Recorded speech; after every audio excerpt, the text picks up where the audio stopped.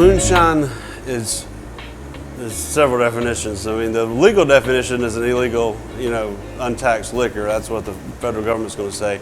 The word moonshine came from after the Whiskey Rebellion.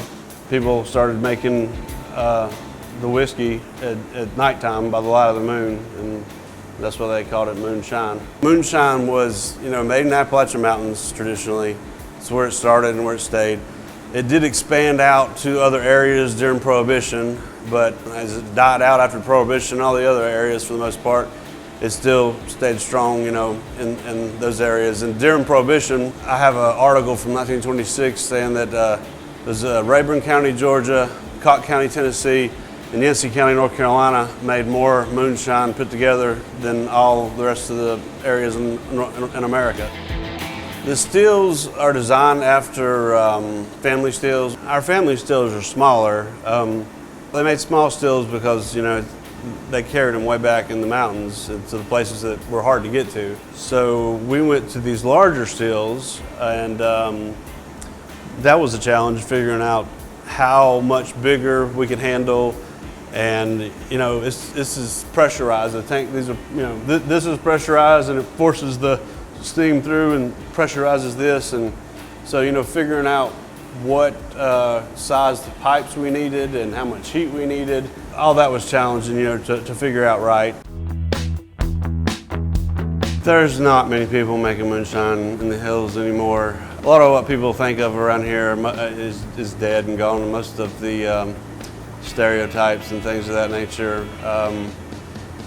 It's unfortunate a lot of the culture here has disappeared. A lot of the the music, the way of talking, farming, and making moonshine. The traditional, passing down from generation to generation, traditional moonshine.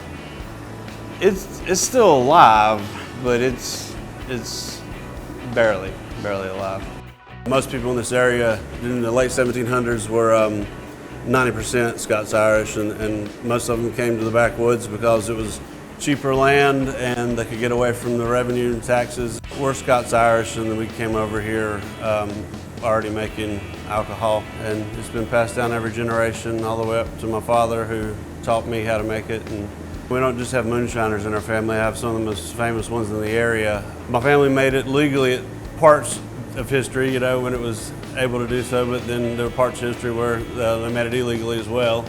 So not really the first to go legal with it, but the most recent. Why our family's made moonshine for generations is out of necessity and survival.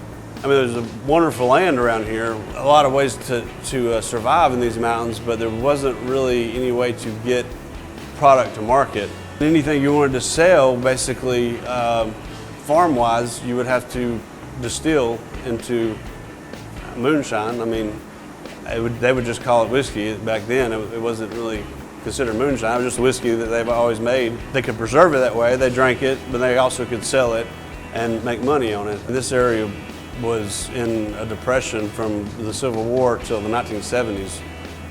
We never came out of the depression from that. And then the Great Depression made it even worse. So, as far as making money, it's just always been a part of necessity for life here.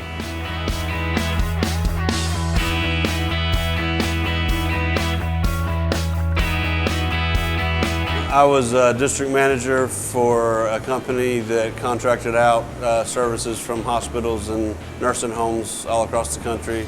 I pretty much stayed on the road about 3 nights a week at least.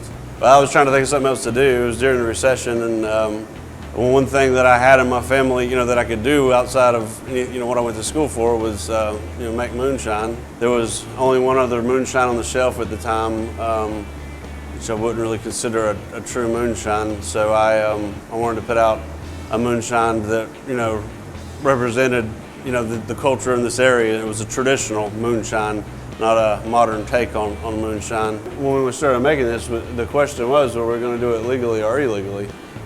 I was going to do it, just didn't know if we wanted to do it legally or illegally. Here's the thing, all the laws on the books, basically, for distilling are from directly after Prohibition. They were targeted towards moonshiners because that was the main issue during Prohibition. And it was a catch-22. You know, it was never illegal to make moonshine after Prohibition, but you had to have a functioning distillery set up before you could apply for your federal permit. But if you had a functioning distillery, the state would arrest you for having a distillery without a permit. They finally backed off from that, and you know, I called to check and make sure that they weren't going to arrest us if we followed the guidelines and started a distillery, you know. And it's still in the books today. They just ignore it.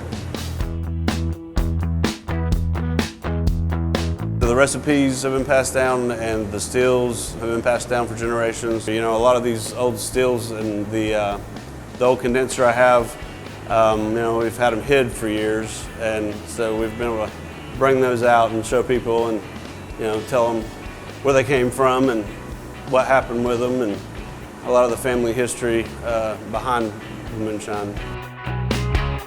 This is at least 150 years old. It is a pot. It's been passed down in our family from my great-grandfather. This is a pot also, so you can kind of see them side by side. But this had a wooden top in it.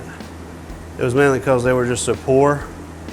All they could afford was a thin piece of copper to go around it, and then they put a wooden top and wooden bottom in it, and then the cap would go in this hole here.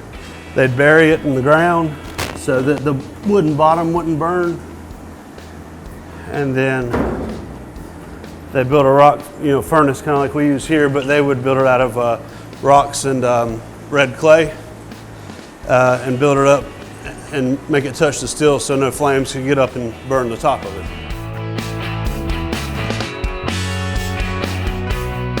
I'm proud of what we did here, and I'm proud of being able to tell the stories and pass down the traditions. You know, Bon Appetit magazine called us the vanguard of the moonshine renaissance, so that was, you know, pretty big as far as I'm concerned. And that's what we've been. I mean, we were the first authentic moonshine distillery. We're making the same product the exact same way our family made it when they first classified moonshine as moonshine, when everybody went to the hills and started making it to get away from the revenuers.